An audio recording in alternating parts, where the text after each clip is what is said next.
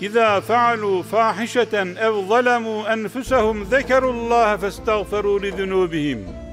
Bir çirkinlik yaptıkları zaman hemen Allah'ı hatırlarlar. Beni gören Allah var Celle Celaluhu. Her söylediğimi duyan, her yaptığımı gören, her işlediğimi kayda geçiren melekler var. Hemen Allah'ı hatırlar.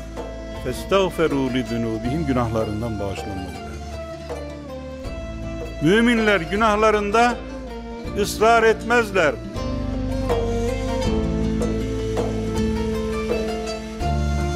Sınırlara riayet ederek yaşamak konusunun anlatılacağı Burhan İşleyen'le Hacı Bayram Kürsüsü'nden Çarşamba 14'te Diyanet TV'de.